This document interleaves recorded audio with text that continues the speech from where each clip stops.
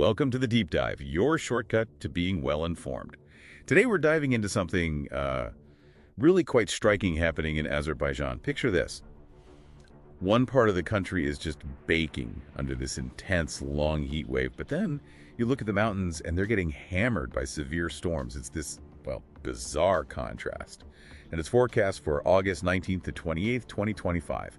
Our mission today is to unpack this for you, show you what's really going on. Yeah, and it's critical to see these aren't just random weather events, right? If you connect the dots, what you're seeing are really acute symptoms of much deeper long-term climate risks, things that affect, well, everything from health to infrastructure. Okay, so let's break down that immediate picture for you. First, the heat wave. We're talking the Absheron Peninsula that includes Baku and the central lowlands.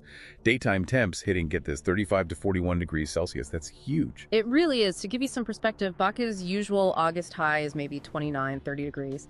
So we're looking at anomalies of, 6 to 11 degrees Celsius hotter. Wow. And doesn't cool down much at night either, you mentioned. Still 24, 28 degrees C. Exactly. And that lack of nighttime relief is made much worse by Baku's urban heat island effect. All the concrete and buildings soak up heat all day and then just radiate it back out at night. It creates these pockets, these islands that are significantly hotter. Which must have serious impacts. I mean, beyond just being uncomfortable. Oh, absolutely. It's a major public health threat. Heat stroke risk goes way up. It worsens chronic conditions. In fact, in Baku, there's a clear link they see between rising temperatures and more emergency calls, even higher mortality rates. And the economy, I imagine, working in that kind of heat. It's incredibly difficult. Human labor productivity can drop dramatically, potentially by like 50% when temps hit 33, 34 degrees C. Think about sectors like construction, agriculture. They get hit hard. Adapting quickly as well, it's tough. So those losses are pretty much baked in, short term. Largely, yes, under these extreme conditions. And what's really sobering is a UNICEF projection. They estimate that by 2050, basically 100% of children in Azerbaijan will be exposed to these kinds of prolonged heat waves. That's up from just 6% back in 2020. 100%. That's staggering. It is. And while all this is happening in the lowlands, remember the other side of the coin. The mountains, the western and northern areas are facing intense storms, heavy rain, hail, flash floods, even landslides. It's a real management nightmare, coordinating for both extremes. Right. It sounds like these immediate crises are, like you said at the start, symptoms. What's the bigger engine driving this? Why Azerbaijan specifically?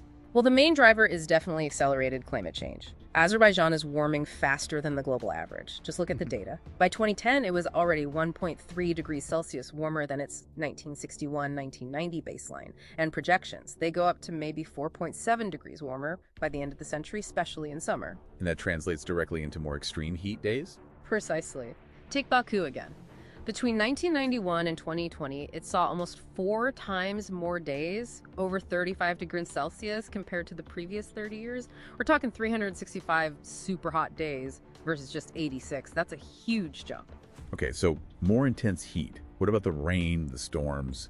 Is it just more extreme everywhere, or is something particular happening with precipitation patterns there? It's part of that global pattern of intensification, but it manifests quite starkly in Azerbaijan. Precipitation is becoming more volatile, so you get less summer rainfall overall, which makes droughts worse. But then when it does rain, it's more likely to be these really intense downpours, and that causes flash floods, especially on ground that's already dry and hard. Okay, so we have the heat, the storms, the long-term warming. But there's another massive piece to this puzzle, right? The Caspian Sea. This is fascinating because, unlike the oceans rising, the Caspian being enclosed is actually shrinking fast. Yeah, it's a huge issue. It dropped about 1.5 meters between 96 and 2015 alone. That's roughly head height for a person. And the projections are, well, they're kind of mind-blowing. Another 9 to 18 meters drop by the end of the century. Think about that. That's like a 3 to 6 story building's worth of water level gone. And the surface area shrinking by maybe 23, 34%. Yeah. An area bigger than Portugal. Just gone.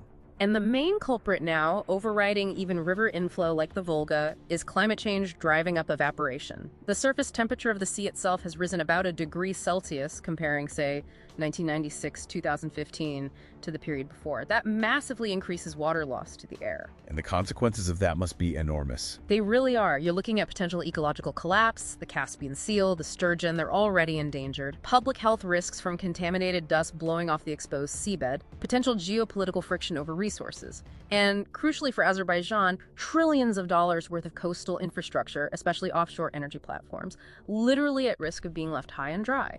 Stranded assets. Which leads to this really interesting paradox. Azerbaijan is hosting COP29, the big UN climate conference, later this year.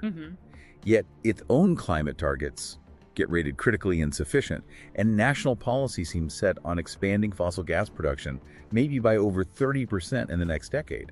How do those two things coexist? That's the multi-trillion-dollar question, isn't it? It's a fundamental challenge. And consider this. Even their green energy plans face this risk. Azerbaijan has huge offshore wind. Potential estimates are around 157 EW. Fantastic. But it's in the Caspian. Which is shrinking. Exactly. So these massive multi-billion-dollar wind farms, the fixed-bottom ones anyway, could literally end up built on dry land within their lifetime. Ports needed to service them could become useless. So you risk creating new stranded assets, this time in the renewable energy sector that's supposed to be the solution. So the heat wave isn't just a health crisis. It ties into this much bigger macroeconomic risk picture for them. Absolutely. It highlights this incredibly complex multi-front challenge they face in national planning. So this deep dive really shows, I think, how that immediate, intense weather we started with is so deeply tangled up with these long-term climate shifts and massive environmental changes like the Caspian. Some surprising links there. Indeed. And it leaves you with a really provocative thought. Can a nation's core economy, an engine largely built on fossil fuels that contribute to climate change, can that same engine survive the impacts of the crisis it's fueling and somehow fund the transition away from it? Especially when the crisis itself directly threatens its vital infrastructure, both the old fossil fuel stuff and the brand new green stuff. It's quite the predicament to think about.